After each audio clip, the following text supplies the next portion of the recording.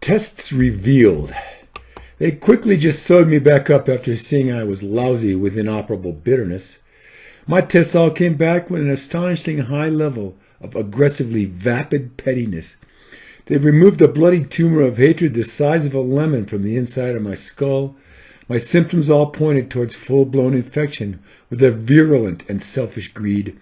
They told me at first that the operation probably had gotten all of my foolish pride. Lab results indicated a black void of willful ignorance growing steadily within me. The specialist confirmed that although I could hear well, I was totally unable to listen. Cutting into my consciousness, the surgeons were sprayed with advertising images. An MRI revealed there was indeed a large deposit of lead lodged in my posterior. Further tests revealed I saw in a narrow tunnel forward and was unable to turn my head.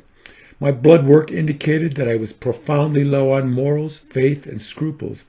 A noted surgeon recommended silicone to augment the emptiness I had always felt within.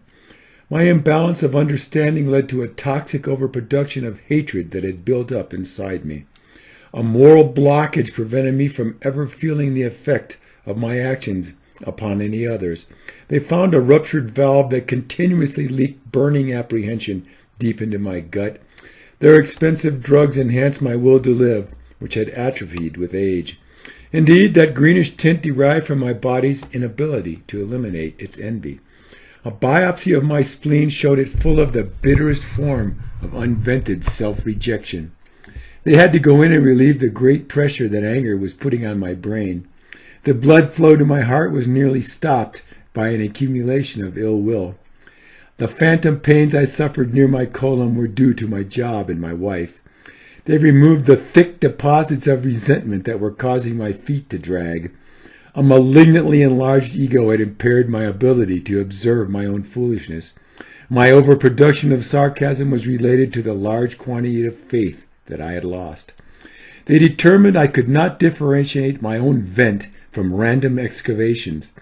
Their analysis concluded that I did indeed suffer from chronic cranial rectosis.